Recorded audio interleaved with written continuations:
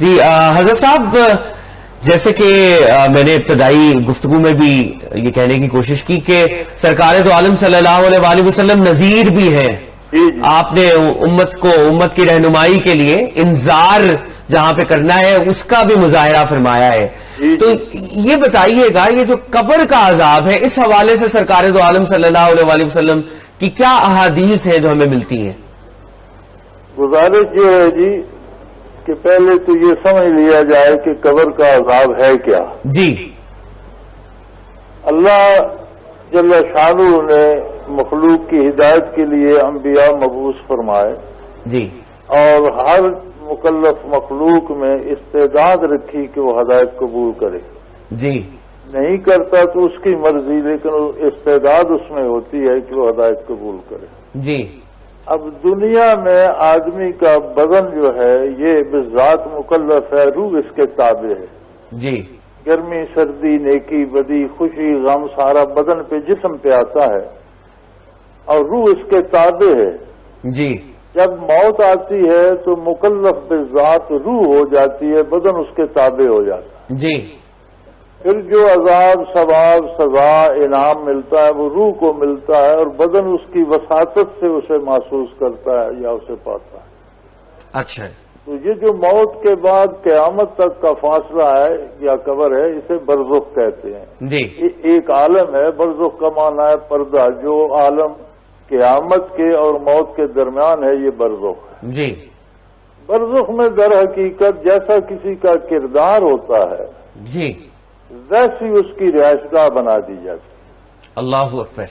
یعنی ایک waiting room سمجھ لیں آپ کہ کوئی فرسٹ کلاس کا پیسنجر ہے، یہ تھرڈ کلاس کا ہے، جیسا ہے ویسی اس کی وہاں آسائشیں بنا دی جاتی ہیں. چور اور مجرم ہے، کڑی لگ کر آیا تو عدالت کے فیصلے تک اسے جو حوالات میں رکھنا ہے اس کے مطابق اس کی جگہ بنا دی جاتی ہے. جی. تو جو لوگ نافرمانی کر کے گرفتار عذاب ہوتے ہیں وہ دراصل ان کی انتظار گاہ ہے. اصل عذاب قیامت کو شروع ہوں گے. عذاب قبر جو ہے یہ ایک انتظار گاہ ہے. جیسا بندہ وہاں جاتا ہے ویسی اس کی انتظار گاہ سجا دی جاتی ہے. نیک کی اچھی طرح، بروں کی جیسا ان کا جتنا کردار ہوتا ہے اس طرح سجا دی جاتی ہے. اور بدن تابع ہوتا ہے روح کے. عذاب بذات روح کو ہوتا ہے، روح کی وساطت سے بدن کے ہر ذرے کو پہنچتا ہے خواہ وہ کہیں ہو. ثواب روح کو ہوتا ہے، اسی کے وساطت سے بدن کے ہر ذرے کو پہنچتا ہے. قیامت کو بدن اور روح دونوں برابر مکلف ہو جائیں گے اور جنت کی لذتیں دونوں کو نصیب ہوگی، دوزخ کے عذاب دونوں کو برابر محسوس ہو.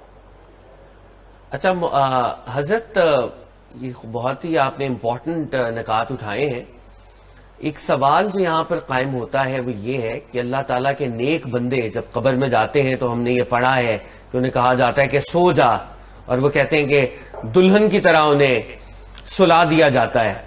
اور جس طرح سے آپ نے فرمایا کہ جو گناہگار ہے وہ جیسے اعمال لے کے جائے گا وہاں پر، لیکن یہ روح پر جو عذاب ہو رہا ہے، اب یہ جیسے ایک شخص ہے اس کی باڈی تو مطلب ڈیکمپوز ہو جاتی ہے، بایولوجیکل پروسیس ہے کہ باڈی ڈیکمپوز ہو جاتی ہے، تو وہ جو انسانی اسکیلیٹن ہے یا ڈھانچہ ہے اب اس پر بھی عذاب ہو رہا ہوگا.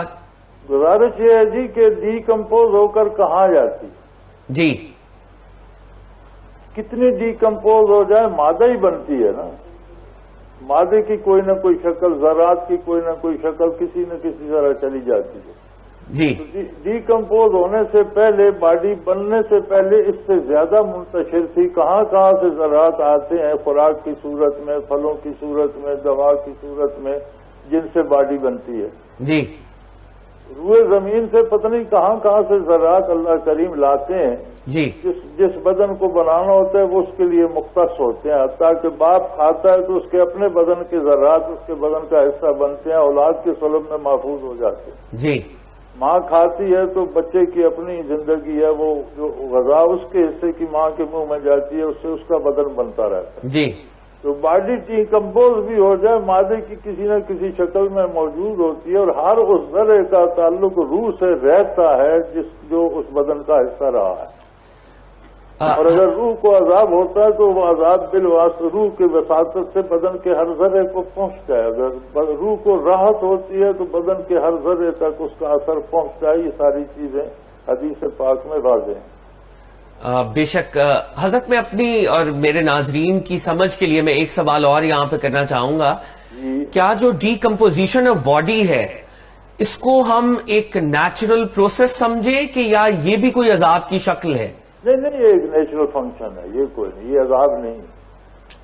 جی، یہ ایک نیچرل فنکشن ہے. جس طرح دیکھیں نا، باڈی بننے سے پہلے میں عرض کر رہا ہوں کہ زیادہ پھیلے ہوتے ہیں اجزاء باڈی میں. جی، کہاں سے یہ مٹی کی صورتیں ہیں نا، خاکی کی صورتیں ہیں. جو فروٹ بنتا ہے، غذا بنتی ہے، اجناس بنتے ہیں، جانور بنتے ہیں، گوشت بنتا ہے، دودھ بنتا ہے، سارے مٹی کے سیل ہیں. اللہ کریم اسی سے بناتے ہیں.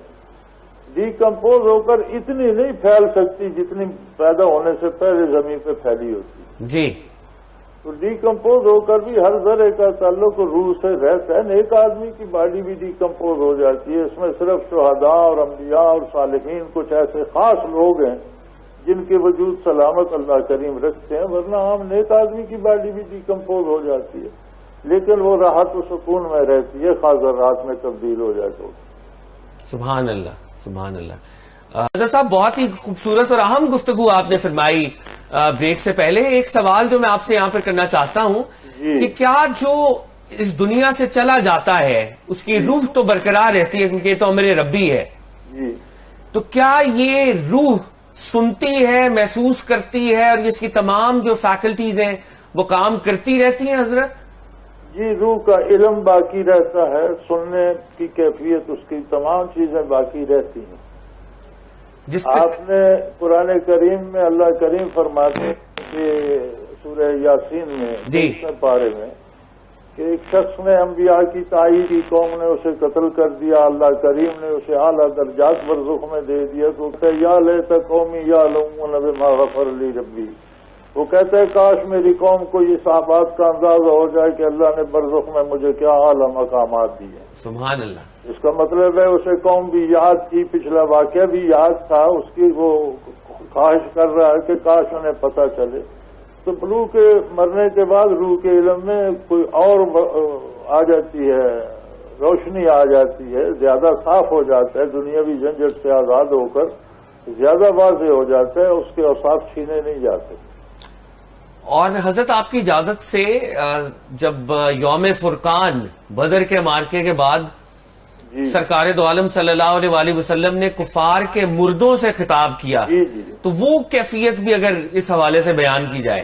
جی، حضور صلی اللہ علیہ وسلم نے خطاب کیا. حضرت عمر رضی اللہ تعالی عنہ نے پوچھا کہ بھئی حضور یہ تو مر چکے ہیں. فرمایا تم سے زیادہ سن رہے ہیں، صرف یہ دنیاوی انداز میں جواب نہیں دے سکتے. اللہ اکبر.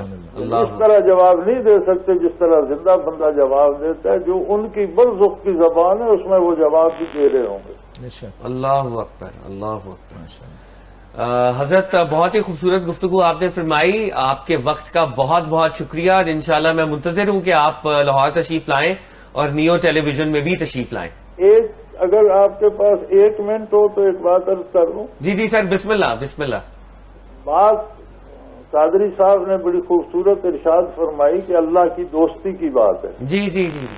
اسلام ہے ہی بنیادی طور پر اللہ کی دوستی. اللہ کریم قرآن کریم میں فرماتے ہیں کہ اللہ ولی الذین آمنوا، ہر ایمان والے کا اللہ دوست ہے. سبحان اللہ.